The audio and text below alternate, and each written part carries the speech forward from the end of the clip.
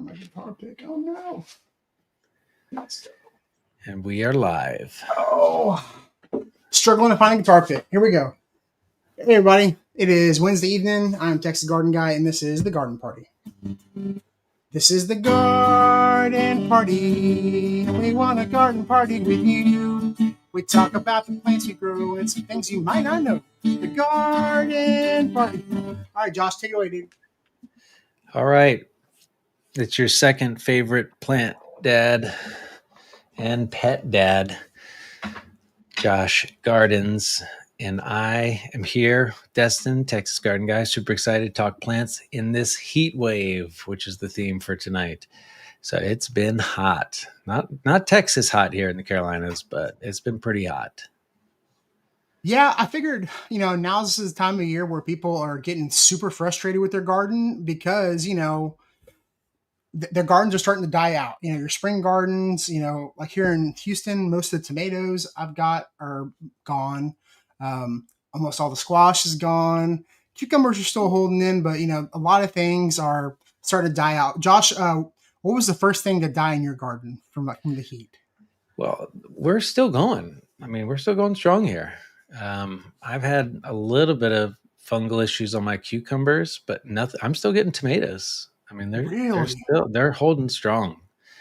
Surprisingly. That's awesome. Yeah, we're seeing the high 90s and getting into the hundreds a little bit, especially in the hill country. And so I was over there in Austin. It was so hot. But yeah, usually around the mid to high 90s is when tomatoes either just stop producing altogether. They just stop blooming, or they start dying out completely, especially if you have a lot of weather like we've been getting out here and y'all been getting a lot of rain. You start seeing those fungal issues as well. What kind of fungal issues have you been seeing, like on your tomatoes or your cucumbers? Cucumbers mostly. Yeah. So not powdery mildew. It's the other downy mildew.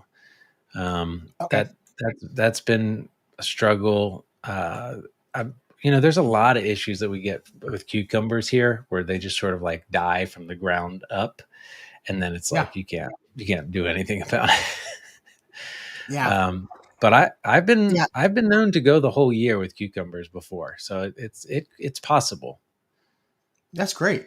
Well, and I think we talked about it a couple weeks ago. You have probably you get all 4 seasons, like where you're at. You get all 4 seasons. And so what types of cucumbers are you growing that are lasting like throughout the whole spring, summer, and fall? Like what kind of cucumbers are you growing?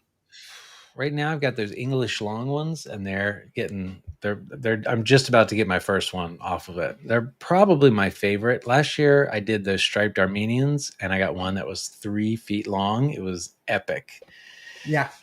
It was so ridiculous. You're not going to eat all that. No. Well, and they start to get a little bitter in the heat too, like those longer cucumbers. They'll get a little. Someone had asked me a couple weeks ago about why are their cucumbers tasting bitter. It's because of the heat. It's just because of the heat. And certain cucumbers, like the Armenian striped, Asian striped, the English long ones, are going to handle the heat a lot better. I know when we grew them, and I'm still going to grow some this year, picking them around like the 12-inch mark was probably like the best tasting one. Like they start to get a little woody, maybe a little bit. They start getting a little bit bigger, but you had like a 3-foot long one. Yeah, it was so huge. I did a video on it. It was so much fun to cut and slice and scoop all the seeds out the middle. It tasted more like a melon than a cucumber to me. Yes. Yeah, and it's weird because they don't have the spines of regular cucumbers. They're more like fuzzy. They're more fuzzy like a melon. It's really weird. Let's see. What's your favorite cucumber? Oh, right now mine is the 7032 from row 7. It's still going pretty strong for me. I got it from Row 7 Seeds. Row 7 is a company, they put out like experimental seeds. Like it's weird. Like they come up with their own variety of seeds. Like every year they come up with different varieties. And so they'll have like, one was called a monster lettuce kale mix, like they do like hybrids. So it's really weird. It's a really cool site to check out though. They do like flame beets and all kinds of weird stuff. Like random squashes, like just really cool stuff. I would definitely check out Row 7. Okay. And they do like a certain amount per batch, and then that's it, every year. So it's kind of cool. Yeah, these look good. Those look really nice. Yes, and they handle the heat pretty well. I've been very surprised. We're picking almost. You got to check your cucumbers every day. You got to check your cucumbers every single day, because if you get a really hot day or you get a lot of rain, they start to turn yellow, and then they're really just not worth it. They're just going straight to compost after that. Let's see. You got Matt watching from Jacksonville, Zone 9B. Happy Wednesday, everyone. Hope everyone is having a safe and good week. Will everyone keep the Texas flood victims in your prayers? Absolutely. Yeah, it's been crazy. Every year here in Texas, we have something weird happen on 4th of July weekend. Last year in Houston, we had Hurricane Beryl hit. We had 111 mile an hour winds like 2 days after 4th of July. And this past weekend, we had, they were saying 26 feet of rain and 26 feet of water in like 45 minutes over like at 4 a.m. in the morning. It's so crazy. I think the death toll is up to like over 100 people, and they're still missing like 160 people. So like, shout out to, thoughts and prayers to everybody. I know there's a lot of people that have family that are affected by this, and we just keep everybody in our prayers and hope that y'all are doing okay. And hopefully the garden party is a distraction for y'all. Take your mind off some of that terrible stuff that's going on. So, how is Des? Des is going to probably take a week or so off. She had to put her sweet dog Louie down this morning. I met Louie. Oh, there's Philly. Was Phil been down there for a while? Are you waiting long? Yeah, I've been messaging everybody. Like, I didn't get the link. So I was like, "Could you get it to me?" I was like, if you go into the public chat, I'm here. Oh my God! Oh, there it is. I'm sorry. But no, we were talking about, Des talking about how she's take probably a week or so off with her dog. I met her dog, Louie, sweet dog. I guess he had some issues and they had to put him down this morning. And so thoughts and prayers with Des, and for her and Jeremy. It's really sad. Phil, since you just joined us, go ahead and introduce yourself, dear. Let everybody know who you are and where you come from.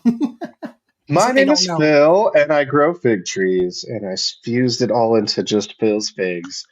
What up, everybody? It's your favorite plant parent and regular parent. Getting sweaty, chasing my kids around, and gardening. My favorite day of the week, because I get to do this. What's up, guys? I meant to come on earlier, and then I couldn't get the link, and I was like, oh no. So it was a confluence of a bunch of things. But now I got this, because what's better than one can? Two can. Shut up.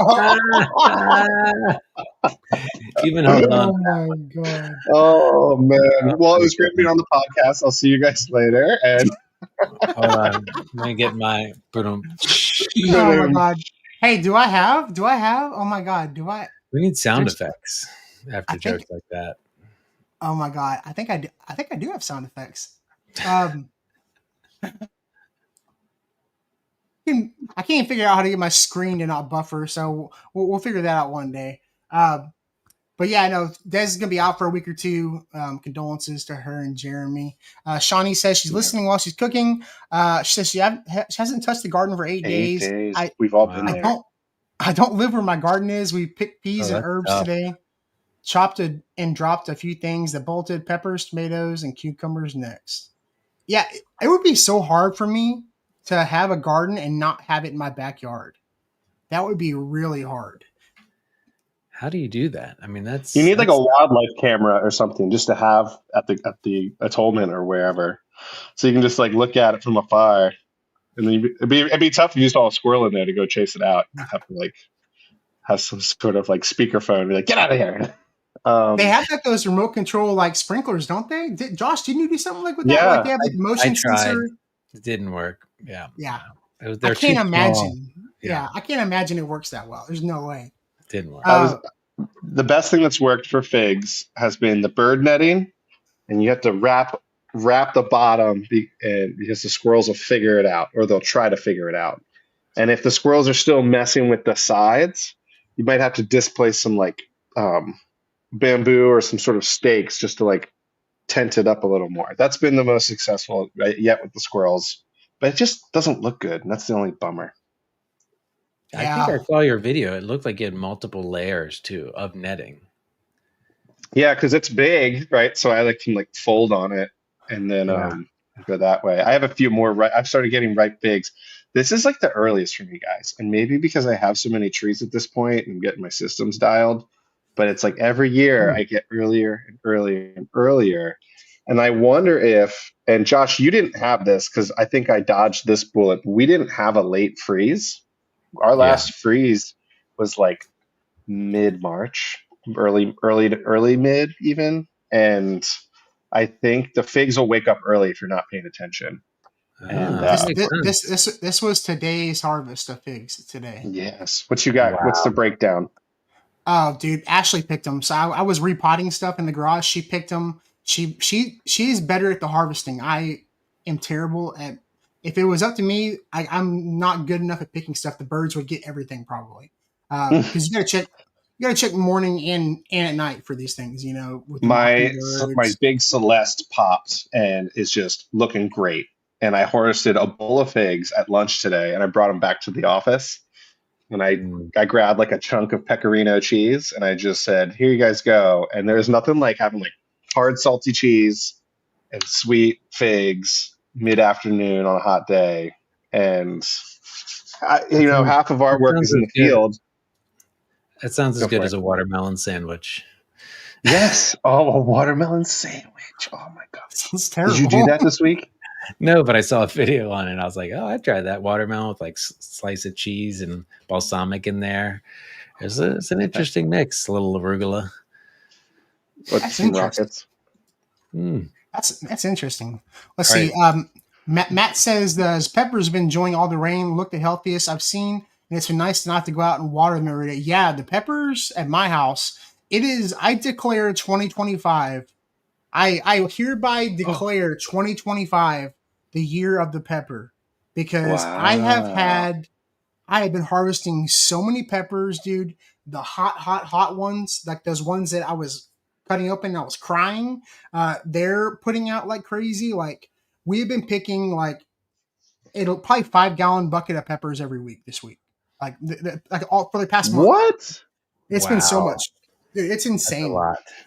I planted so many this year. Like it's. You started really early too. I did them really early too. Yes. That's how you win. That's how you get with the peppers, right? The numbers for sure. Yeah. And we're doing a lot of dehydrating, and then we grind them up and make pepper powder, which you can just throw in the spice cabinet in a little shaker. And like whenever you're making chili, her dad loves it because he'll put it on his pizza, his everything. My dad is a spicy guy. We give it away to people. Like we buy the little plastic shakers on like Amazon, and we'll just give them to people like when they leave. Like, here, take one of these like spicy stuff. Boom.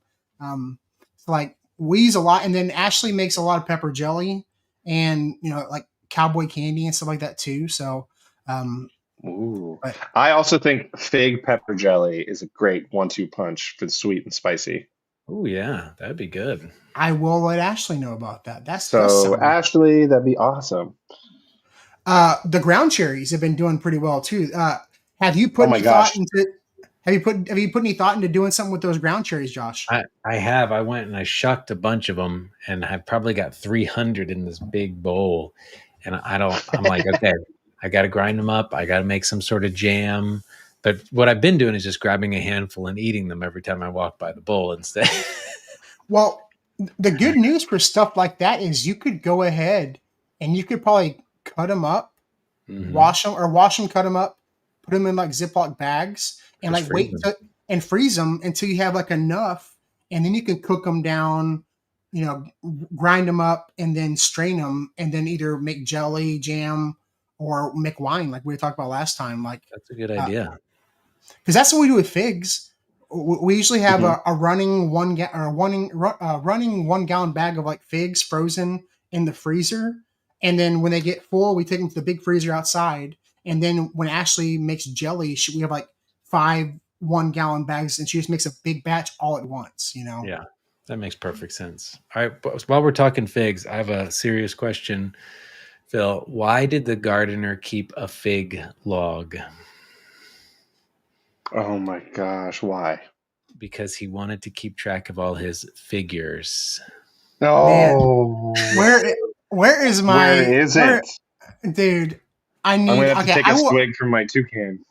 Yes, Sorry, absolutely. I had to. We got into dad jokes, and I just We gotta let them fly. Let them started fly. down the course. We can't return around now. Let's see. My tomatoes are bow ties in Florida. My tomatoes are wilting and winding down, but they will be back in 6 weeks. Okay, so you're doing some late summer fall tomatoes. Awesome. Let's see. You said rose seeds. I was talking about row 7 seeds. Row 7 seeds. Phil, I lost the link. Here, I got the link. I got Wait, Phil. that's a different link. That's Phil. He was trying to get the link to come on. I was like, let me in Oh my god. from the fourth wall. Phil, is anything in your garden starting to wilt from the heat? Is anything starting Yes. to die back? Yes. Tomatoes. What tomatoes? All my San Marzanos. It was a fun experiment to just do all San Marzanos and then see how many I could get. And I didn't fertilize them that much. If I had done two things, one, if it didn't rain for like 10 days straight back in the beginning of June, that would have helped sustain them a little longer. But I could have definitely rebounded them with some regular feeding. But I got like over a pound of San Marzanos, even when they were smaller. So I'm going to make a batch of sauce with it this week, letting them finish ripening on the counter. And then my eggplants were doing great until they started getting attacked by something. I try to use I left some kales in there to act as trap plants, but it's not enough. So the tomatoes are dying back, and the basil's replacing it as a cover crop, and the okra is coming up through that also.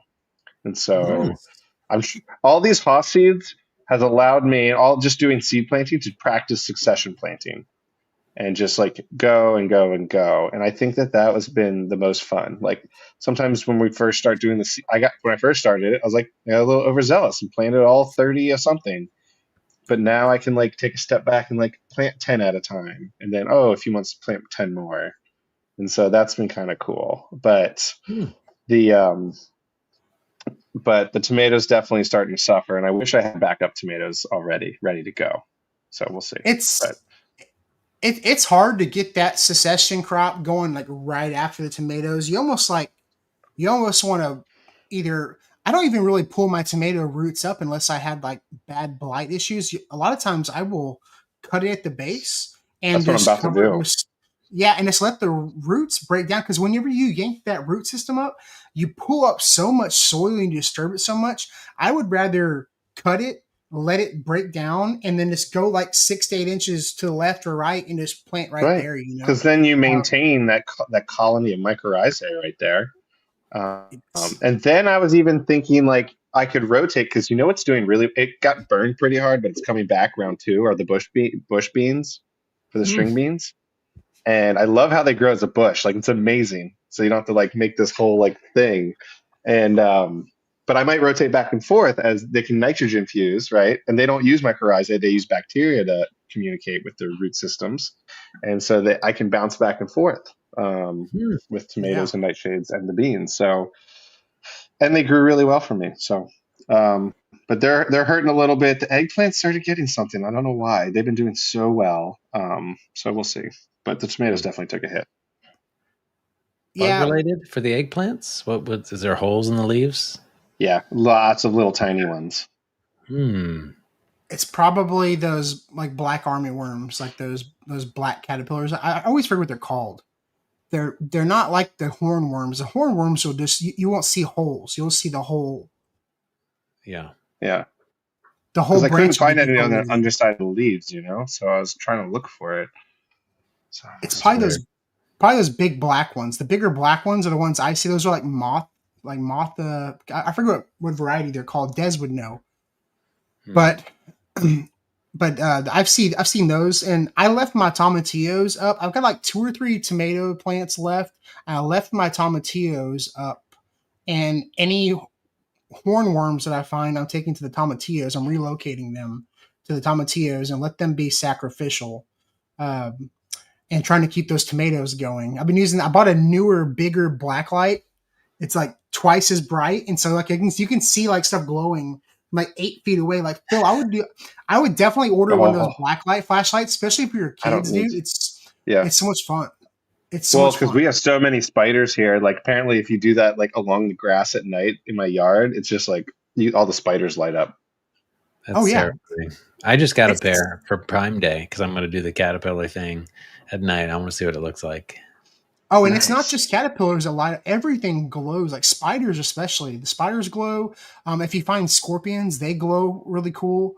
A lot of things glow. I showed the picture of a dragonfly that was sleeping. That was pretty cool, and it glowed really neat under the black light. It was really awesome. Pretty cool. So we got a question here. Matt Weirs, any advice on what to do with a community plot? I imagine that will need to replace or amend the soil. So if I was going to do like a community plot or a community like garden, I would probably start off by doing a soil sample just based on like where it's been. I would do a soil sample first, but I would also look at before I planted anything. Really like I like the way Josh, you really plan your stuff out. You really plan your stuff out and map it out really well. I like how your like food forest is set up. And that would be my thing. If I was going to do like a community garden, I'd want to set it up for like passive food. So like an orchard, mixing in an orchard with that garden. But I don't know. What are your thoughts, Josh? Yeah, I mean, I think definitely a great idea on the soil sample. That's huge, just to see where I've talked to people at community gardens where they pulled in like bad soil, like stuff that was really unbalanced and caused all kinds of problems. One of our community gardens here had that. So like you never know what you're getting in the community garden plot. And so testing it, amending it based on those results. But yeah, I would start with, if it's like a plot where you've got like around the beds and you can go to this, I would start the border. I would start filling out the border with some low bushing fruit, nothing like too super tall trees that's going to block and shade out your other stuff. Build your border up first and then test your raised beds, amend your beds, and then focus on the beds after that. Oh. You know what? Have you guys ever seen it? It's not a new video. It's on YouTube. It's from an old VHS video, but this guy, like, it was like a nature show, talked about a fully functioning food forest in like Morocco. And it is so cool. And so basically it's the desert, right? But the way they have it all set up is they have like these Canary Island date palms, or just date palms, sorry, the Sylvester date palms around it. And then they canopy it. And then on the interior, they have different trees. And so it staggers, and it's all like a self-functioning food forest that has, and by the time you hit the center, it's bananas and it's like guavas and figs and all these things. And as you work your way out, it's all just kind of like pioneer planting of date palms that can survive the heat, but they help create this microclimate. And I just think that's like such a great thought process, how everything can like complement each other in a way. But anyway, throw that out there. I think about that a lot when I see your layouts on things and how you have different. There it is. Is this the guy? 2,000-year-old food forest in Morocco. Yeah. This is the coolest thing, guys. That's not it, but because it's like, it looks like a jungle when you go in, but everything is staggered. See that the third picture on the top, like that. It kind of looks like that one. Maybe that one. Well, there's the base of the Atlas Mountains, but and then if you keep going, one more picture up. One more, that one might be it, and then one more over, where it looks like a dense. So that might be in there too. But that YouTube video where it says 2,000-year-old food forest in Morocco, that's the video. I want everyone who really wants to talk about like sustainable permaculture to take a look at that. That lives in like a desert area. We don't have to watch it right now, but it's really cool. I'm gonna put a link. I'll put a link in the chat. Yeah, that's cool. Did you know that Austin has a food forest downtown? Destin, did you know that Austin has like a downtown food forest? A downtown food? Yeah. When I was out there visiting, I went and looked at it and did some videos on it and a walkthrough. It was really cool. And it was all like a community. It was next to their community garden. So they had a community garden where you would like pay for plots, but then the food forest was open to the public, so you could walk through it. And it seemed they even had some signage that explained each of the layers of the canopy. It was so cool. Wow. Oh, that's cool. Oh, let me try and pull it up. Yeah, it was one of the neatest things I've ever seen. It was way better than my food forest. I can tell you that much. Well, Austin's got a little more funding. It's called Festival Beach. Is that what it's called? Yeah, that's it. Yep, that's it. Okay. That's it. That's the picture right there. If you blow that one up, it shows all the layers. I don't know if you can like right click, open image in a new tab, but that one right there, it was so neat. And it explained like how each of the layers of the forests work in a food forest. I learned a lot going out there, checking it out. That's interesting. That's so cool. It's so funny when people come to Houston or like Austin and they see more of the stuff than I see, and I live here. Like, it's so weird. So you have the canopy layer, the understory layer, the shrub layer, the herbaceous layer. Huh. Okay. That's really cool. Austin Parks and Rec. Yeah, and what was really interesting is like, a lot of that stuff's not in full sun, but it's still going to fruit some. But because it's like shaded partly, it's protected as well. So it's a very different way of growing. That's really cool. That's really interesting. Let's see. We got some more questions. Matt said he can't wait to taste his first dragon's breath and then instantly read it. I'm assuming dragon's breath is a pepper, right? Judging by his background, I think. I'm trying to think what else you could call a dragon's breath. Ground cherry. What about like a ground cherry salsa? Marinade. That's a great idea. Or like a chutney, like to top. I bet you could. Yeah, because I bet you like it's acidic, right? It's acidic. Right, but like a ground cherry salsa would taste a lot. Like, you ever have like a nice mango salsa? That's I bet you. Do it. Yeah, the ground cherries have all the same flavor profiles. I bet. Totally. Have y'all tried the purple tomato yet? I tried one of them. It was okay. It was the purple cherry. I don't know. Let's see. Bowtie, Josh, you're known for growing fruit trees. What's the most underrated fruit tree for backyard growers? And let's say like one maybe that does really well in the heat too. All right. This is a tough question. With that, I mean, how can I not say fig? Looking at me like that. Other than fig. Okay.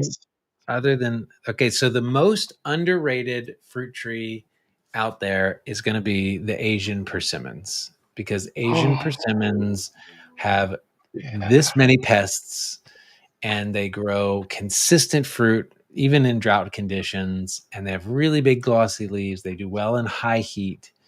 I mean, very little irrigation once they're established. I would say it's the most underrated. A lot of people don't know it. Phil, you've got some growing, so you know the power. I do. When I ate, and I'm excited. So Josh hooked me up with some scions to practice grafting on persimmons, and I got successfully grafted a Tenanashi. Is that right? Yeah. And I'm really excited for it because I looked it up, and it's an astringent variety. But after having non-astringent and then having an astringent one and letting it fully ripen after like a frost, it was unbelievably good. I had a Giambo persimmon that I got from Anthony Millennial Gardener.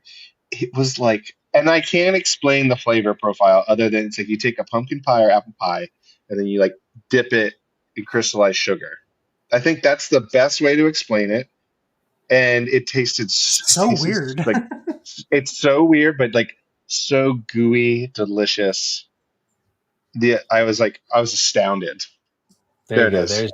There's the egg shape. The egg shaped ones are usually the astringent ones, and the flat. And they don't look real. So if you look when they're deciduous, when they defoliate, scroll up high. There's a really cool picture of like a forest of one. Little higher, little higher, little higher. Yeah, right there. Right there. Or scoot over the defoliated one. Yeah. Yep. It looks like Christmas ornaments, and they taste unbelievable. I don't know. I got excited when you brought it up. I didn't mean to interrupt, Josh, but no. I'm riding that train hard.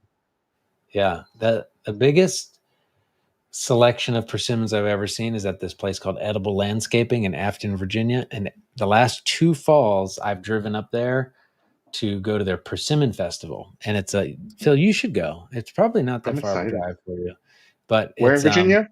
It's Afton, Virginia, near Charlottesville.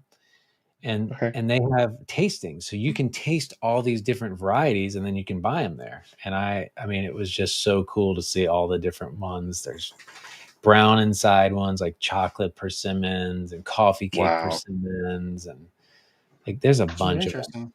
Yeah, it almost looks like a pumpkin. It ripens really late, like November. And you almost like want them to go through some frosts and freezes to help them really ripen. It's kind of amazing. And the American persimmon is like doubly so. Like you want it to almost like get gross looking and fall from the tree. Yeah. But they definitely have their own flavor profile, and when they're truly ripe, the astringent ones, their bricks count, it's got to be pretty high. Oh yeah. And in China they dry them, so they'll rack dry them into these little like large prunes type things. So it's pretty cool. Spiders glow. That sounds great. I have banana spiders and wolf spiders, and they make me want to cry when it's not dark. Yeah, banana spiders, I'll tell you what. And then the orb weaving spiders too, they just look like they're the size of your hand. So you're like, of course I don't want to walk into that web. Mike was asking if have you ever used like agricultural molasses in the garden? I have not used agricultural molasses like specifically, but I do use Nelson Plant Food Genesis that has agricultural molasses along with like mycorrhiza and humic acid in it. Helps with like transplant shock. So like that's the only thing I really. Have you used agricultural molasses or anything, Josh, before? No, I've never. I've heard about that, but I haven't messed with it. Phil, no? No, that's interesting. I mean, I bet if it has some properties to it, that's really cool. Yeah, I'd have to look into it. Yeah, let's see. Do persimmons need pollinator plants? Do they need like a male and female, or are they all self-fertile for the most part? Most of the Asian ones are self-fertile, but the American types have male and female. Unless they're a hybrid. So I don't think that when it comes to Asians, I don't think you need another one. Although any self-fertile plant does a better fruit set if there's another variety nearby. Meaning you should always plant in pairs anyway as a best practice. Because you'll get bigger fruit, you'll get more fruit. Yeah, it's going to be better. Gotcha. But not required. We had talked about some topics for the show, and our theme of tonight's show is like heat wave, like what's growing in middle of summer. We talked about like what plants are dying out in the garden, or tomatoes like that. What plants are thriving in the garden right now? I know Phil, you mentioned okra earlier. Okra is doing pretty well in the garden right now. Have you harvested any yet? I have not. They're getting close to it, and so I'm excited because I've just adapted to growing more southern heat-friendly foods at this time of year now that I live down here. And okra, and I think it's like not even like just the heat, but like the UV index too. Like there's just that sun intensity. What can handle that? And okra can definitely handle it. And I'm a huge fan. Like frying okra in a pan with nothing else, it tastes great. So like I'll do that a lot with eggs, or I'll do it with lunch and accompany it with things. So I have some really cool varieties. I have like the Star of David okra, which I guess is supposed to have like a 6-pointed one, some red okra, and then a few other like what's that one that's really popular? The spineless one. Clemson. Yeah. So the Clemson's first, and then the other two are sequential. Some people may not know this. Okra is in the mallow family, so it's in the same family as cotton, your hibiscuses. What is that red one that makes tea out of? Roselle. Which is a hibiscus family, yeah. Yep. So pretty much like anytime you get like hibiscus tea, it's actually Roselle tea. Yeah. And in the Caribbean, Roselle is like the favorite flavored like soda. Like they love like the Roselle flavor, like in like the Caribbean and a lot of the islands. That's one of the popular flavors. They do a lot with Roselle. They candy them. They do a lot with Roselle. Roselle gets huge though. Roselle turns into a giant bush. And I was told that the seed pods, you collect those seed pods for the following season, and they should germinate quite easily. Mine Oh didn't yeah. because I left it out all through the winter, and I think that was bad. But then you can salvage those, so that's pretty For cool. okra, the seed pods, The Oh yeah. or for Roselle. the roselle. Okay. Oh yeah, any of those. Like my buddy Chad gave me a bunch of seeds that he had saved. The best way to actually save seeds for okra is once you dry the pod, crack them open, and then put them like in a Ziploc bag or vacuum seal them and throw them in the freezer. Oh, Saving your seeds in is a really good way to keep them viable. Freezing them is actually pretty cool idea. And some all seeds oh, need to be sorry. stratified too. So. Do you I all got really excited. freeze, fridge, or room temperature store? I'm a fridge guy. I've got binders that I stick in my fridge for all my seeds, but I've never I tried the like freezer. definitely with That's a cuttings. good I keep idea. them in. If I the first spot is the crisper drawer, and then I work my way out from there on levels of humidity. You can't freeze cuttings. But I've never done the seeds. I just kind of stored them. I haven't been great about that. I'm newer in the seed world. By newer, I mean like I guess I'm like 3 years in, but now I'm like full commit because like um, those all about the garden trays have been awesome, and then also the soil blocking. So like all these new methods are just way more engaging, and oh man! But the okra has been.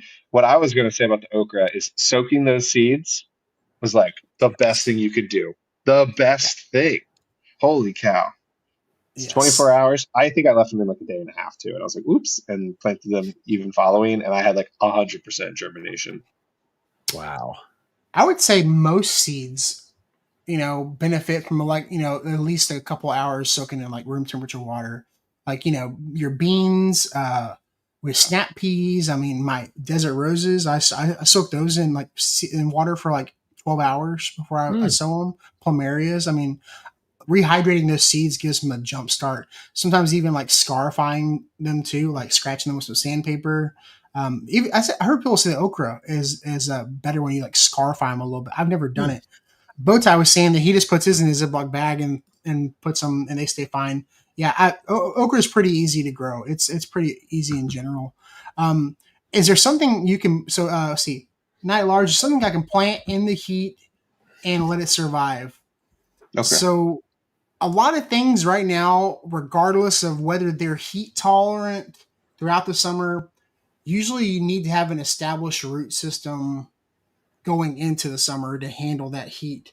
You could plant something right now if it gets like morning sun, afternoon shade, but a lot of things are going to have trouble with transplanting when it's this hot. Like most people don't plant trees or really plant a whole lot when it's in the upper 90s. Um, if you can maybe direct sow some stuff, but not, I would probably not go transplanting much right now. In like vegetable wise, anyway. I What do you think think, you're Josh? right. Right. I think direct sowing, you'll establish a better root system. I don't do any planting midsummer. Yeah, Like it's just too hot. Because if you do, you have to water like every day to establish those roots consistently. And then sometimes even then it just doesn't take. So yeah, I try not to plant midsummer. Or at least I once it's to I the point where it's planted so hot. I planted the okra last week, and yeah. and Oh, I was very impressed. But you um, transplanted I them or heard you that planted the seeds? the seeds. Oh yeah, That's yeah, what I'm saying. Yeah, yeah. The seeds are better. Now, if you yeah. mulch it and, Oh, like you true. said, afternoon shade, you might could get away with it. But Or like I shea don't. cloth. Yeah. One thing that I tried this year, which I've never done before, and I think Destin, you were telling me about this, or maybe it was a previous episode, but was taking the suckers off the tomato and then rooting them in. So I was letting my indeterminate tomatoes get really high. I mean, they're like 8 feet right now, but the whole bottom is stripped bare because I prune all the leaves up and then I prune the tomatoes up. And so I just cut the suckers and put them back down a couple inches away from the mother plant. And they've been rooting. And now I've got like another set coming up behind them, following like Mm, a neighboring vine Yeah. of a small plant. It's almost like succession planting with its own suckers. Right. So we'll see. cool. No, Trying it. no, it's definitely cool. I've actually never done it. It's just I usually by the time like I usually have more than enough tomato plants.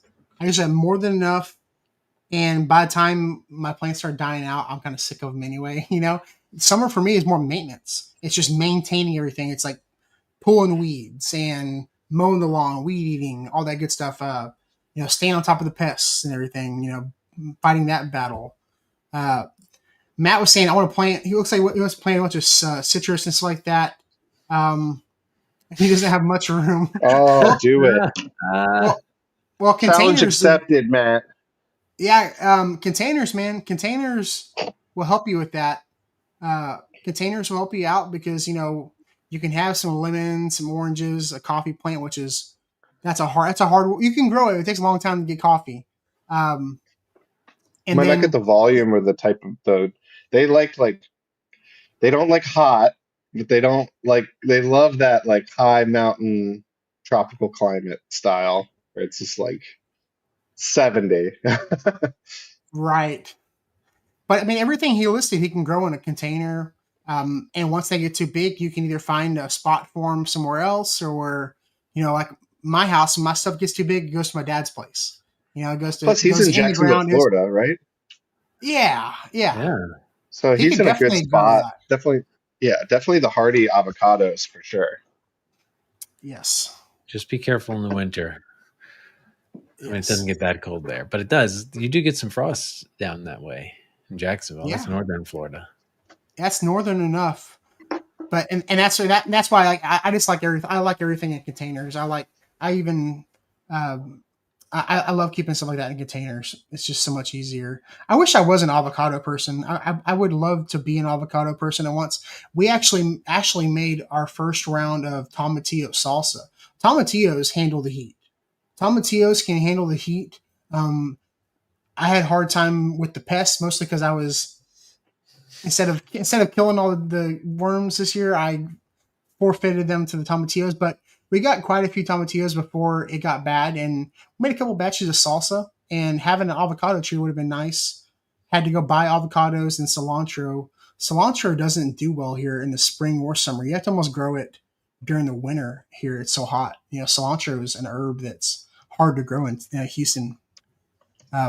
Besides rosemary handles the heat. Like, what do y'all have like herb wise that handles the heat? Phil, I know you do a lot of basil, right? Your basil's doing okay? Yeah, it's like a cover crop. So I sprinkled a bunch of the seeds in between all my tomato plants, and as the tomato plants faded out, the basil's coming up, and God, it's the best. Like we can make pesto for our kids, and it's just like put the Ninja on low and like mince it up with a bunch of pecorino cheese and garlic and olive oil. We didn't even add walnuts this past time, because pine nuts are expensive, and it was great pesto. And so the basil cover crop is awesome. Highly recommend. I just want to eat all the meals that you cook, Phil. I mean, if you could just send me a single portion anytime you make these, I'll pay you a subscription. It'll be like Phil's food service. Because I watch your videos on them. Man, that looks good. I don't know if I could make that, but oh yeah, man. It's like once we get the staples, and what's great. There's been like 5 recipes in my life that have kind of just made it over the past decade that have slowly evolved and refined. And so the fact that it can be kind of common second nature.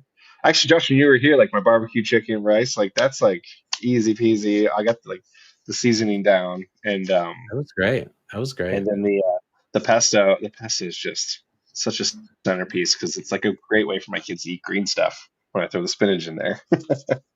Yeah, pesto's good on everything. Yeah, I've got thyme and oregano, rosemary. Those are sort of my perennial herbs. They make it through every winter.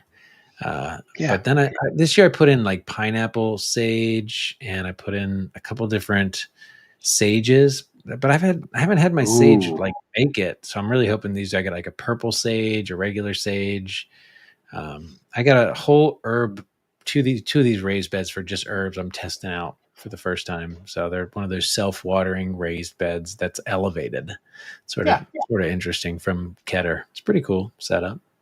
Oh, that's awesome. That's awesome. Actually, I keep most of my herbs in containers, so they're like this time of year I can kind of move them to the shade because it just gets so hot. like our mint, I have it growing like in an understory, under some fig trees. Like I literally stick them in the pots under the figs so they can get shade. Oh, but the rosemary is holding up. Like I don't. Worst thing you can do is water your rosemary. I've been leaving my rosemary alone, and it's been doing great, like fantastic. We're gonna do Josh's plants here in a second, but real quick, we talked about some stuff that you have to have in the garden. Like if I think we told everybody to bring. Phil probably forgot because he was late, but but we wanted to talk about like something that we have to have on us like at all time in the garden, or something we got to keep on us and with us in the garden at all times. And I wanted to give a shout out to Felco because I bought these. I bought this for my birthday for myself, and these are the leather handled. I think they're Felco 2s, the 6s. You have the 6s. Yes, and then I paid These the are extra. Like designer level. I paid extra to have my name laser etched on the actual Felcos because I literally use Felcos every single day. Every single day. I even have the little sharpener with me at all times so I can keep them sharp. So these go with me everywhere. I mean, I don't leave the house without my Felcos, so these are just like a pocket knife for me. Don't go out anywhere without it. Nice. So I'm plus I was sharpening clippers. What's that? Was that Phil?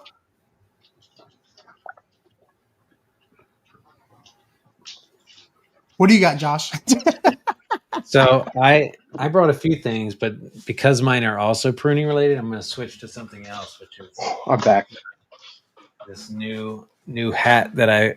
Oh, wait a minute! Are we all doing our pruners here? These are my Felco 5s. Okay. You can see how many I've sharpened them. I put miles on these bad boys, but if you sharpen them and clean them regularly, and I got like the metal brush, and so I'll spray it, brush it, oil it, and then I'll sharpen it. And like you can sharpen this sharp. Like I gave myself 2 stitches after sharpening it one time. Did you really? You cut your finger that bad? Yeah, I didn't put it on the internet because it was good. But it's a great video. I'll send you guys where I'm like pruning my tree and I go, oh, I just cut myself, and I shook it and like splattered blood. I go, I'm gonna get stitches now, and I just like walk off. Oh my god! That would have been a great yeah, video. they actually super glued it, so that was even better. But yeah. Nice. It wasn't an OSHA recordable. No. Is that will they filter that out if you? Yes. Really? Yeah. Only if it's just the stitches and staples are an OSHA recordable. If it's glue, you don't get an OSHA recordable on the job site. Don't ask me how I know that. Huh, interesting. Oh well, it was glue. So. While we're talking pruning shears, I did bring these new ones that I've been testing out from Fiskars, and they're one of these new power gear ones. So it's got this like gear mechanism. So if you look at the handle when it closes, it rotates, and there's like a gear here, and you can see how it does that, and it gives you like additional power in the middle of the cut to make it easier. So it actually like cuts way easier than my old ones, which I had some Corona tools I used forever, the red ones. But yeah, these are holding up pretty good. Interesting. That's pretty good. I wonder. They'll probably be so much for like repetitive stuff. If you're like roses and whatnot, that you can just like bam, bam, bam. It would probably be easier on your hands. Where I would imagine like if it were like still like a 1-inch tree branch that you probably shouldn't have used clippers for. You don't want to like push that too much. But like I've noticed that with this, where I'm like, oh, should have done that. And I'm like. Trying to get through it. But that goes with any of them. Yeah.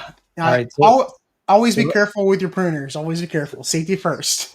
Only always. So yes. here's a summer trivia question for you. Let me put on my proper gear for this one. I'm scared. So I like Night at Large is like duct tape. So my question to you is, what is your number one keep you cool summer device? What's yours? It's definitely hat related. I keep a sun hat. I when I'm outside, like during the summer and the heat, I always like to wear a sun hat. I like the ears covers your neck. That's kind of nice.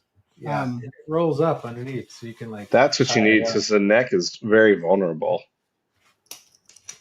That's nice. I had a hat just like yours when mosquitoes were really bad. It had a mosquito net that came down, and you'd like choke yourself, and so the mosquitoes wouldn't get into your face.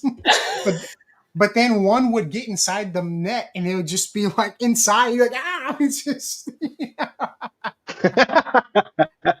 It's on the wrong side. Get it out. Oh my goodness! But no, that's nice. I like those types of hats too because they'll get like sweaty and wet and kind of absorb it, and it kind of cools down your head with like the wind blowing. Yeah, with, yep. And it's kind of like you have flow. It's got, you got some flow going. I saw it when I was in Wilmington. Actually, I found this at like one of those surf shops that like the really big ones that they have like all the stuff on sale. So I was like, okay, I need that. I need that. But Phil, what about you? What's your number one keep you cool thing that you do in the garden? Oh, well, mine's like spoiled because I go out there with the grit and get all sweaty. But I have an outdoor shower and I'm on well water. So when it comes out of the aquifer, it's like 70 degrees and just hopping in my outdoor shower can really cool you off quick. And I was very fortunate enough to build an outdoor shower that I shower in like 90% of the time all year round. And so like after gardening, I'll just like get in there. And then I'll just like, even with my clothes on, because I'm already sweaty, so I'll just strip it all over in there. That was gonna be my question. That was gonna be my question. I was like, when you shower in an outdoor shower, is clothing optional, or do you have to wear like your bathing suit? Or are you it's like on full if my neighbors are barging in and I'm showering, that's on them.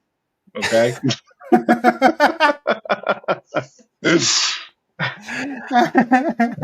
that's funny. All right, Destin, tell us about this amazing hat you have on because that looks so Texan. I can't think of anything more Texan besides horns. No, that is like, this Longhorn cowboy hat right there. I only wear this hat after a couple of beers because it is just so ridiculous. Like my neighbors see me with this, but it literally covers your neck, so your neck doesn't get sunburnt. Like it covers everything. I think it covers your toes. Your toes and your feet. You look ridiculous wearing it, though. You look absolutely ridiculous wearing it. Well, here's the thing. I always have to wear a hat because I'm on the thinning hair train that Dustin, you are not on. You have a beautiful head of hair. Yeah, unlike you and me. And what is it like? What is it like knowing that I have so much hair and I don't have to wear a hat, but I do anyway? You know, just the damn shame is what it is. It's well, I respect your honor for the for the crowds. Oh my goodness, Phil!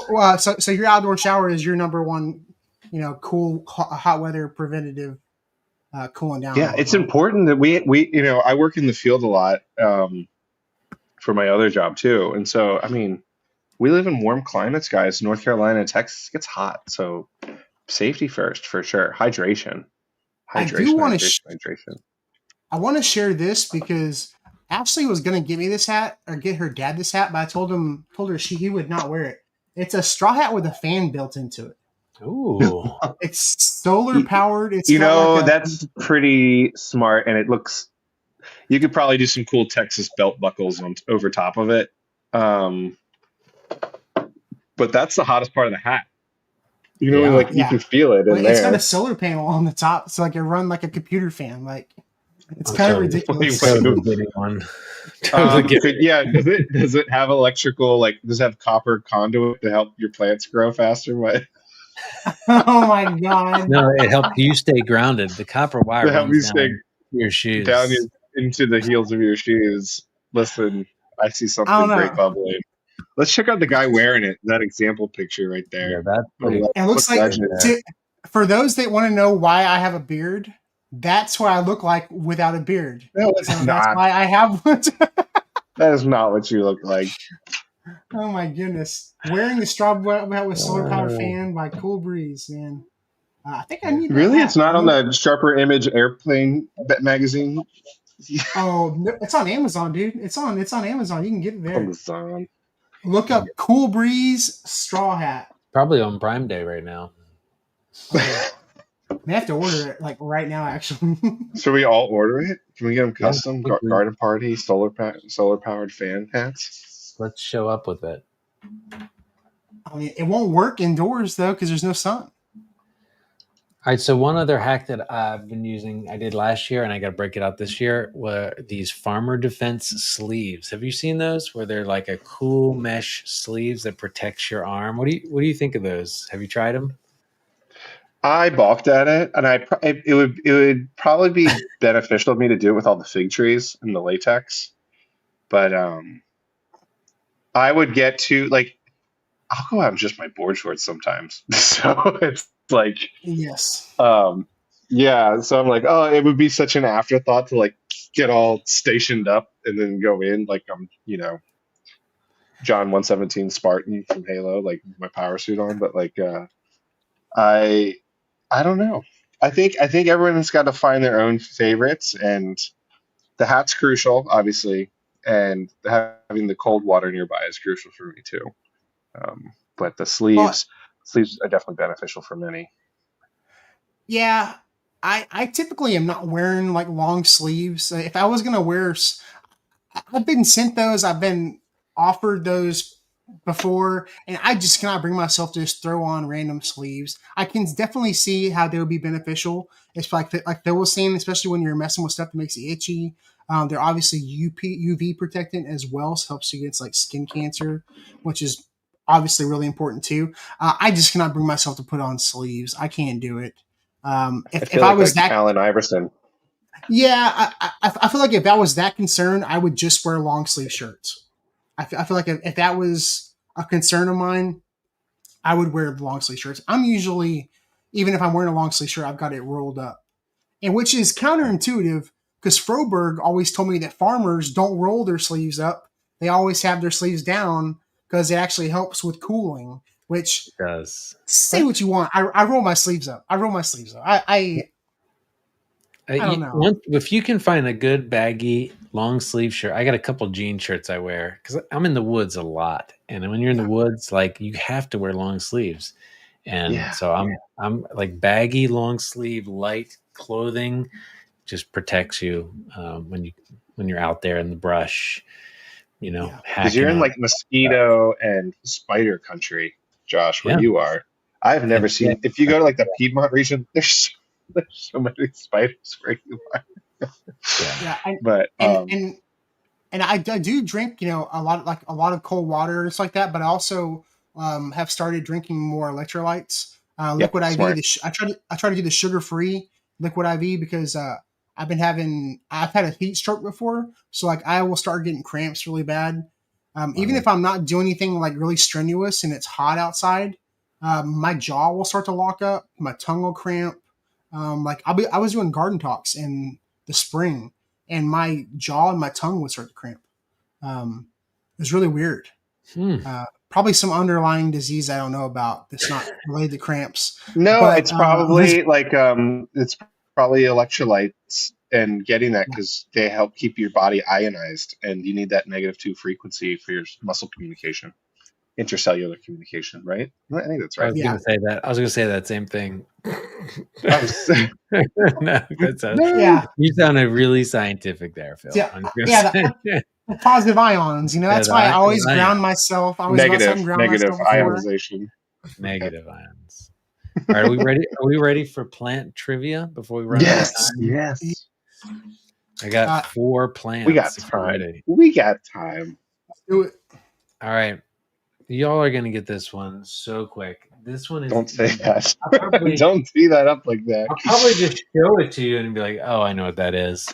But can you name this vine? Maybe I won't show it yet. Let me read it first. I Can you think I name this caught a vine? glimpse, and I think I know. Dang it! Phil, don't say it, Phil. Let them Don't say it. guess in the chat first. Let Okay, them guess so in the can you chat. name this vine that climbs I will not. rapidly with curling tendrils and produces intricate purple flowers? It often spreads aggressively in gardens, popping up from the underground runners far away from where it was planted. What is this native plant that some people love for its unique blooms and others battle because of how invasive it can be? Here's a close up of the leaves, which obviously have been getting munched on by something. It's funny. They kind of look like fig leaves a little bit. A little bit. I know The it's not a lobes, fig. yeah. Yeah, something's chomping down on these. Here we go. Let's see. Has anyone guessed it in the chat yet? Yeah, they did. Well, and what I found out is there's actually a couple different varieties of this plant that are like have like maroon flowers. There's like a reddish one too. A couple different varieties, but this is Passiflora, right? Or Maypop? Yeah, this one's Maybe. Maypop. Yep, passion flower. Yep, Des will They're tell so us all cool. about this one. I was at her house and she showed me where she originally planted it, and then she showed me where it comes up. It comes up like everywhere, dude. It's crazy. It's wild. What? I grew some from seed years back and gave it to a buddy, and he's like, "Yeah, I'm still pulling that up from my beds. Thanks, Josh." So Is it you have native? to put it in though? you have to dedicate a large space to it for sure, and it's native to North Carolina. Some varieties. Yeah. There's a lot of varieties of it, I think, right? yeah.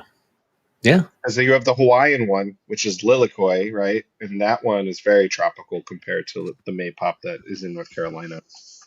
Interesting. All right, this next one's harder, and I'm not sure you're going to get it.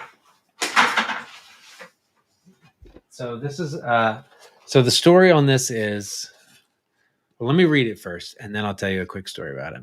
So can you name this small native tree that produces clusters of tiny yellow to red fruits in late summer? It often forms dense thickets by sending up new shoots from its roots, creating a natural hedge for wildlife cover.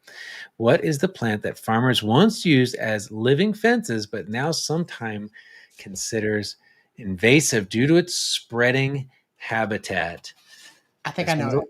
This one's a little bit tough. Now, the story on this plant is I got 2 of these from seedlings from an online seedling place. And I was like, oh, I'll just plant them around my garden.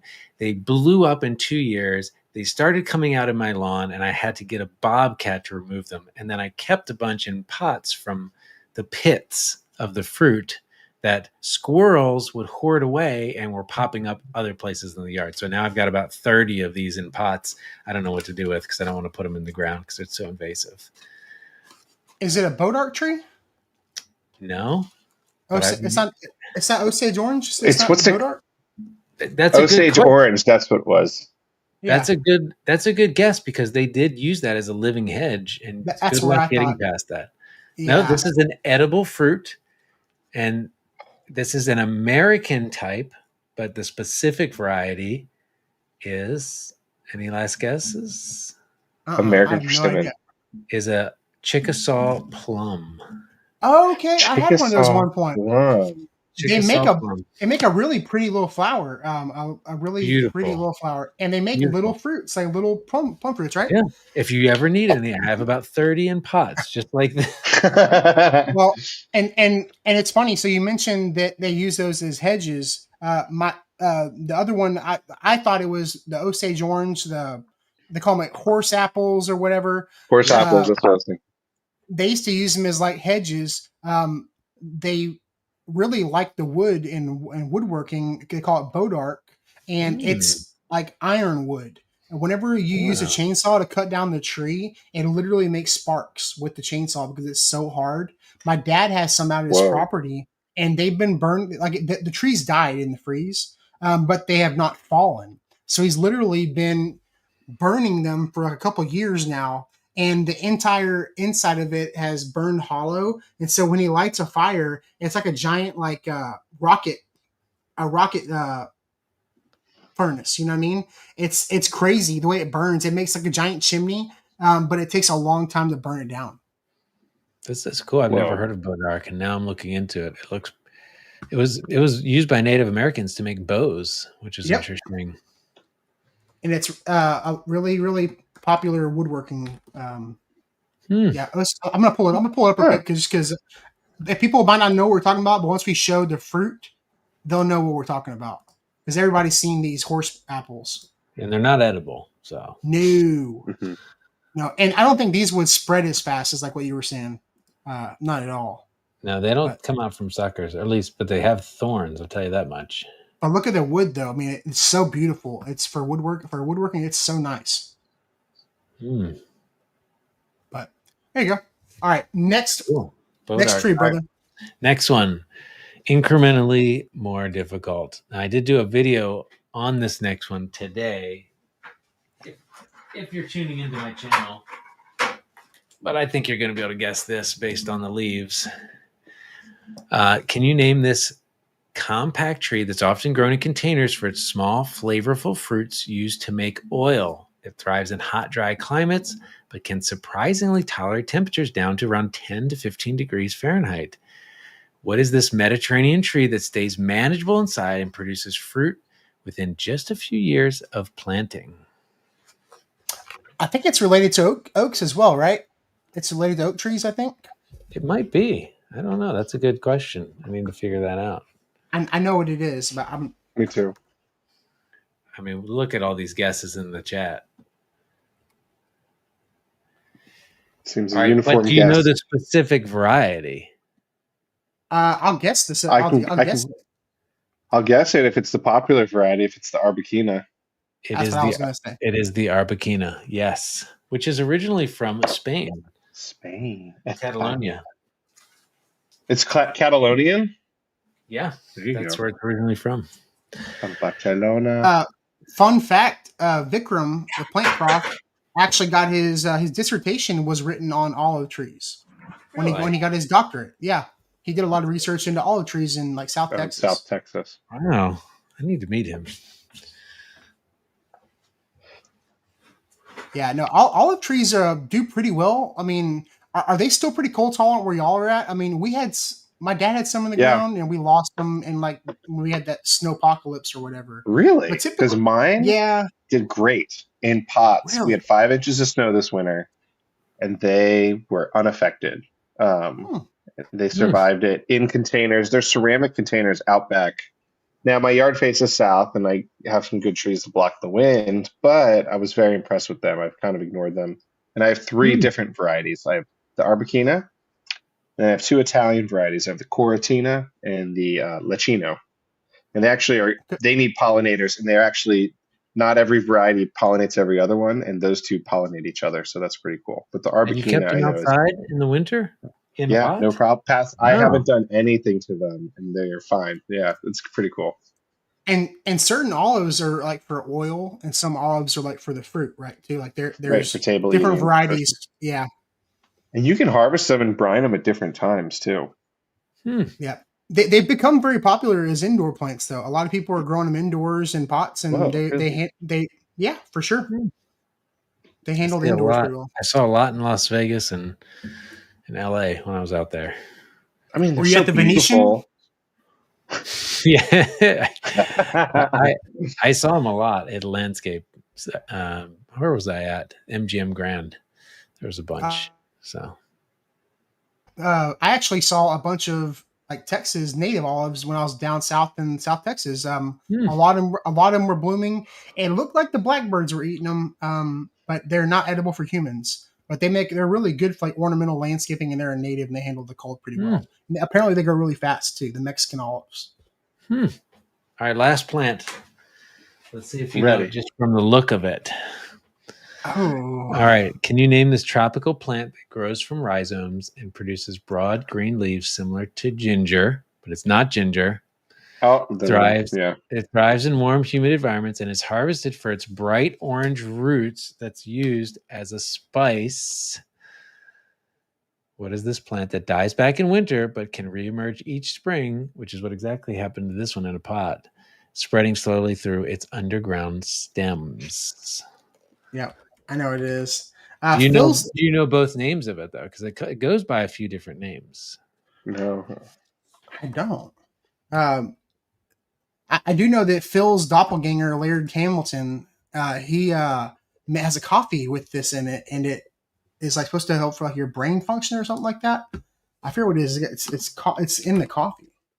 Oh, Laird's coffee creamer. That stuff's awesome. It's got the turmeric in it, right? Yeah, turmeric. I don't know the other names of it. So I'm curious now. Oh, I forget. It starts with the C. Now I got to look it up. I heard it today. Curcumin? Oh, curcumin? Curcumin or something. Huh. Let's see. San Diegans? San Diego.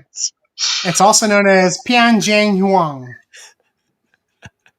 Oh, curcumin is the active compound found in turmeric. Okay, so it's like Anti-inflammatory, right? Yeah, it's like the part of it. Curcumin. Gotcha. Look at all of these people in the chat. They know their stuff. They're all googling too, is what they're doing. Yeah. No, I was gonna guess ginger. So that's cool. I'm gonna plant it in the ground. I mean, it supposedly will live. It'll die back and to the roots each year, though. It's in the same ginger family. It's similar, right? Yeah. Is do you know what variety it is? Are there certain varieties? I don't know. I know that Haas was selling some too. Like they Greg was selling some on their website. I think they had a couple different varieties. But I think they did like a pre-sale, and you had to like pre-sale to order it. But I've heard it grows well. I just don't know what I would use it on. So, but apparently I can put it in my coffee. All right, that ends our plant trivia for today. Hey, I will tell you right now, great.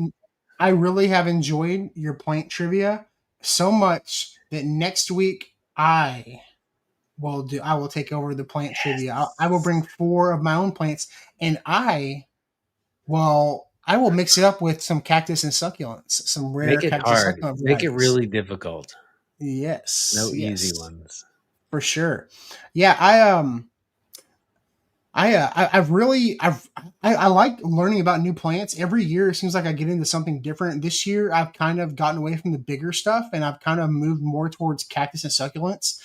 Just as like a grower and a person who sells plants, you get a lot more bang for your buck because those rarer varieties, they're smaller, they're easier to take care of, and some of the rare varieties are more expensive. Like so you can have I've got 40 fig trees out there that I can't sell right now.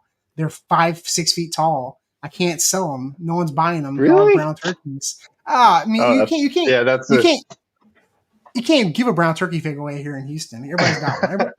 Everybody and their mama's got a brown turkey fig. I'm about to take him to Froberg's. He actually had some die back over the winter, and he had some missing spots in his little orchard. So I'm actually just going to give them to him.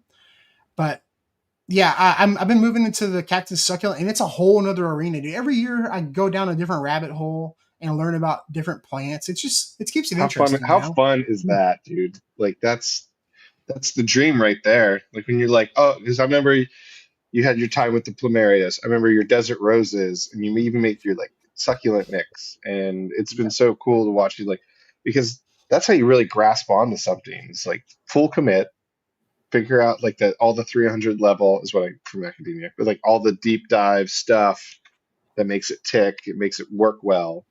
And then you can pick and choose what to keep after you've really decided. Or just keep going, like me with figs, and I just couldn't stop. And you can't stop. My brain will vacillate to like, what if I just had one? What would I have? And I'd be like, well, this one. I was like, well, maybe it has to be 3. And then 20 minutes later, I was like, well, maybe this is why I'm doing Phil's figs,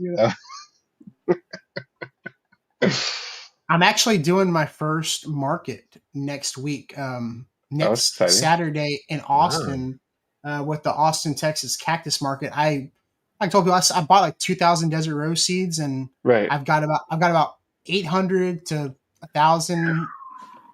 About 500 of them are about ready to sell. So I went ahead and I was looking at buying an enclosed trailer for like $2,500, $3,000, and then I looked in. Hey, what if I just rented one for like 2 days from U-Haul? It's like $15 a day to rent a trailer from U-Haul, like an enclosed trailer from U-Haul. Do you need that much space for those plants? So does it take up that much space?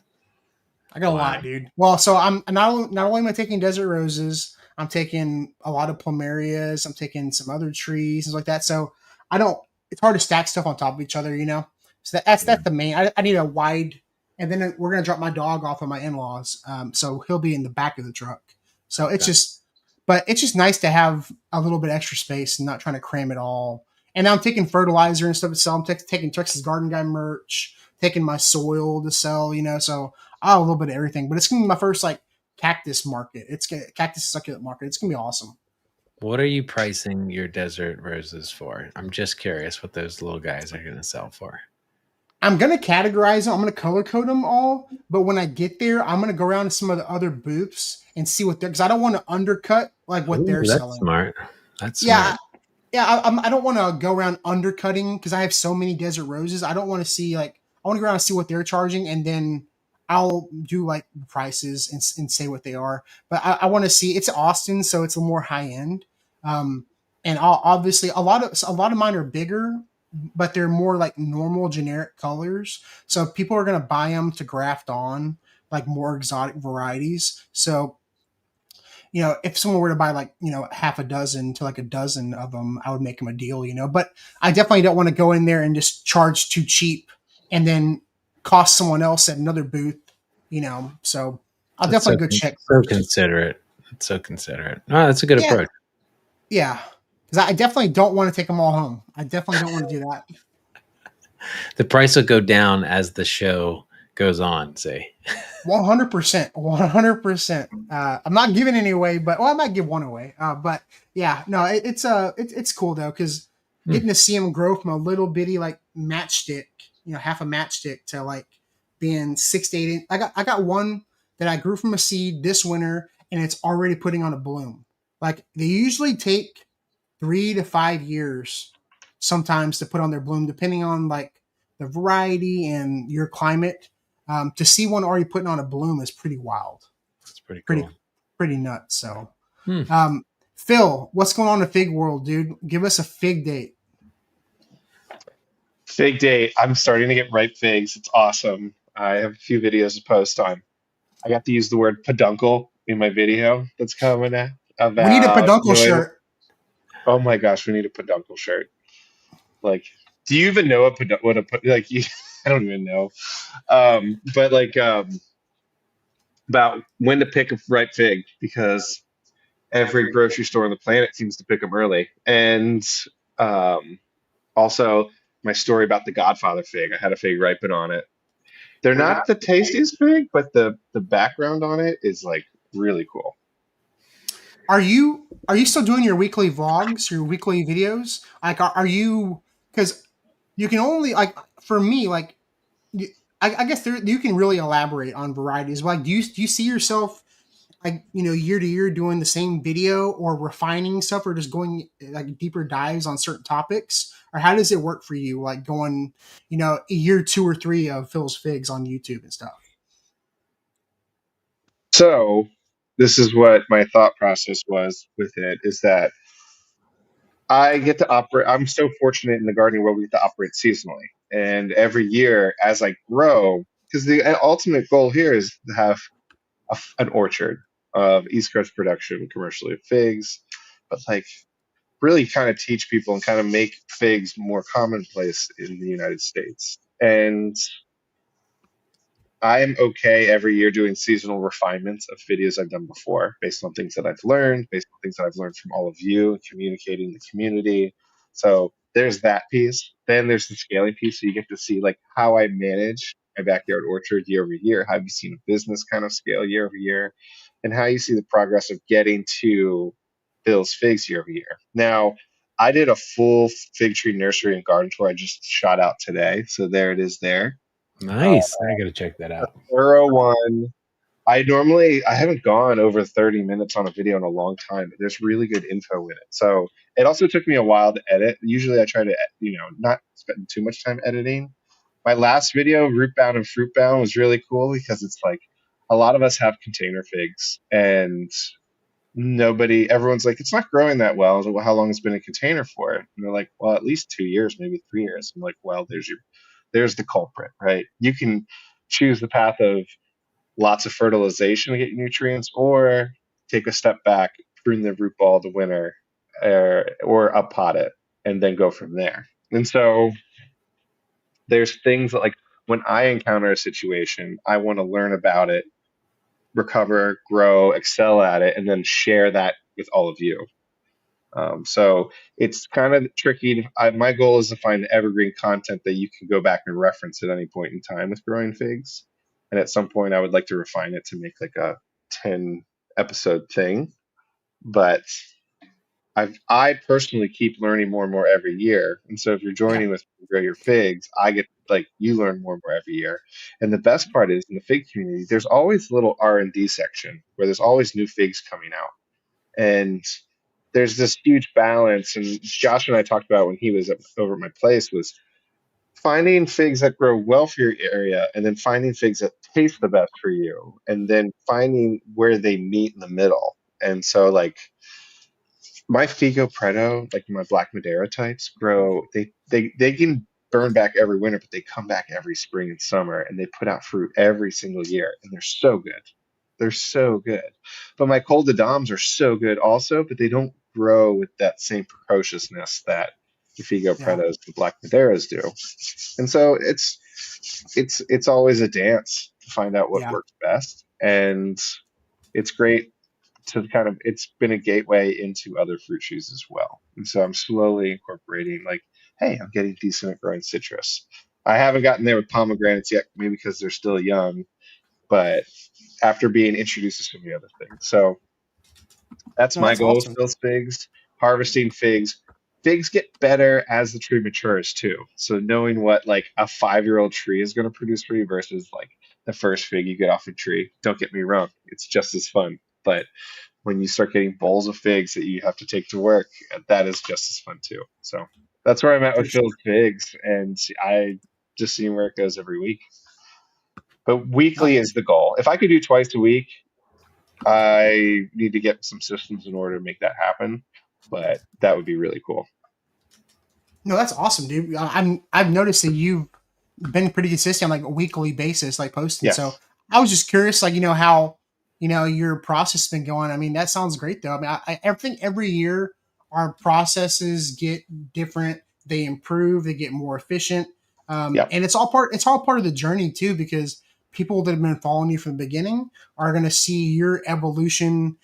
Of your channel, of your growing operation, of yourself. As a grower. So Right. they love the journey. They just love the experience of watching you grow. They do, and I do with them too. Like I have some really cool followers that have been with me when I was, 3, 4, 500 followers deep, and it's been so fun to like seed their trees too. And it's never easy to put yourself out there, especially in an acute collection community. And the reception's been really nice, so that's cool. Yeah, and you actually have a pretty big following here in Houston. And you're going to be here on the 4th for Figtoberfest. I saw the email from Kim. I need to respond. Me too. Um, I have to respond too. I've been so busy. Brazoria I saw. County, we're coming for you. Yeah, Um, you got a huge following here in Houston, dude. So I mean, it's going to be an awesome year for Figtoberfest. Josh, I don't know if you can make it or not. I know we talked a little bit about it, but we'd love to get you here, dude. But I got to get more active on planning more of that because I know we want to do like a fig swap, some plant swaps, get people going. But it's coming up. It's coming up here in October, so I got to get on top of that. Um, Also, September 6th, we have Figapalooza in Greenville, North Carolina, too. So, all you North Carolinians, South Carolinians, Virginians, um, I just saw a comment that said, always. uh, Oh my hey, you goodness. never know. You never know. It might happen That, again. well, So, yeah, like that's pretty close Greenville, for y'all. That's awesome. yeah, and it's really fun. It's a fig centric thing as well. There's another one I forget that I got invited to, and then there's some nice meetups. But I'm speaking at that one again. If anyone's interested, we haven't officially talked about what topic I'm speaking on yet, but I might do a demonstration on how to propagate a fig, and we'll go from there. But we're entering like playoffs for the figs right now. Figs are starting to ripen. We got the playoff season. We're gonna who's gonna make the cut? Who's on the call list? Who's gonna taste great? Who's gonna get better? Who are front runners? Who's our dark horses? Let the figs ripen. Uh, that's awesome. Adventures. I'm going to be at Pedals from the Past. I will be at the Great Fall Garden Festival. I'm actually going to be doing a talk on backyard gardening and small subdivision backyard. So that's going to be fun. It's going to be a free talk. I'm not charging anything for it. I'm just going to come talk and y'all don't get upset how bad my presentation is. No, I'm just kidding. I only saying that because I forgot my PowerPoint in Wichita Falls, and that was I bombed so bad. It was so bad. But Phil, you have stuff for sale on your website as well, philsfigs.com. You have trees for sale right now. I still have some trees for sale. They got there. It's getting a little too hot. I get nervous to ship it this time of year. But if you're further north, reach out. I got some nice hardy varieties. I got some fun ones. And if you're in the Wilmington area, come on over and we'll set an appointment. I got some larger trees for sale. Fantastico. Josh, what do you got going on, dude? What you got going on, man? Well, I just wrapped up a presentation with our master gardeners here outside of Charlotte, which is pretty cool. So I've been doing more presentations. I have also done some articles lately with some online publications, which has been sort of fun. So I've gotten this will be my 7th or 8th one, which is pretty cool. And I'm sort of in let's see how many videos I can put out humanly possible, as quick as possible time frame. I've been averaging 2 a day now, and I'm trying to get to 3. Can I do 3 videos a day? I don't know. Some days I can. And so I've been using new tools. I got those Meta AI glasses. So I've been doing point of view shooting in lows, and I've been just grabbing my gimbal and let's go shoot a video with my cat real quick and see if I can edit it in 5 minutes. How's the cat doing? How's Fig? So Miss Fig is just a riot. She literally sits there and watches everything that I do. She doesn't Ezzy, the dog, she just runs away. She doesn't want to sit there. She wants to go dig a hole. The cat will sit there and be like, what are you doing? Let me watch every move that you're doing. It's hilarious. Yeah, buddy. Yeah, so that's been fun. So that's, and I need to figure out, I want to do another webinar workshop thing. I'm thinking of a fruit tree care, because I did that winter printing one. It was really good. So I got to work on that, but I've got a bunch of sponsor stuff going on. I got commitments for, so that's been keeping me busy. Sure. So yeah, that's awesome, dude. A lot of different things. And we are going through and we're brainstorming and organizing guests starting in August. We will start having guests back on the pod. So be on the lookout for more episodes of the Garden Party whenever Des comes back as well. We're going to be having, some older guests. We're going to get the Vikrams, Jason from Cog Hill. We're going to have guys like that on. We're also going to bring in some new folks. We like to mix a little bit of old, a little bit of the new, and, get them talking about fall gardening once August and September come around. So be on the lookout for that. Like I said earlier, I will be at that cactus market in Dripping Springs at the Dripping Springs Distillery next Saturday, but I'll make sure to post a lot about that when it gets a little closer. But thoughts and prayers go out to everybody for the flood in Texas. I know a lot of people were affected by that. It's there's a lot of places to donate stuff, to donate money, donate clothes, food, water, supplies. If you are able to give, there's a lot of places to give. I'm not going to put something specific up here, but just look and you can find a way to donate. If anyone has any recommendations, I'd love to see for me to look for, because being in a hurricane state, I get how dangerous this stuff can get. And I just saw a factoid that I actually sent to the other host here on the volume of water was twice that of Niagara Falls in a fraction of the time. And I couldn't wrap that around my head. They said something like 26 feet of water in 45 minutes at 4:00 in the morning while those kids were in bunk beds in a camp. That's a really bad pit in my stomach. So that's how's that even possible? That's what I want to know. Dude, I don't know. Don't whatever you do. I saw some weird videos. You can really go in a rabbit hole. There are some people throwing out some conspiracy stuff, and it was pretty wild. And I was like, it's too soon, guys, to be throwing it's some weird stuff out. It's weird. I always listen to Mr. Rogers once said, look for the helpers. So look how you can help the helpers, right? So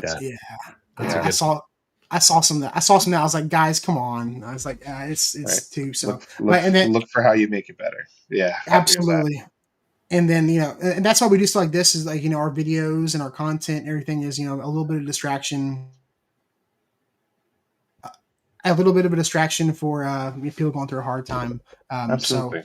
And then thoughts and prayers to Jeremy and Des for their dog and everything.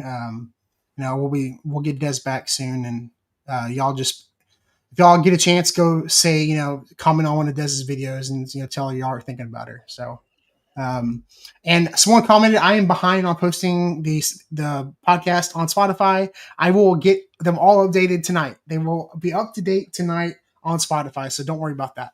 It will get done. So thank y'all everybody for being on. Thank you for everybody in the chats, and we'll see you next week.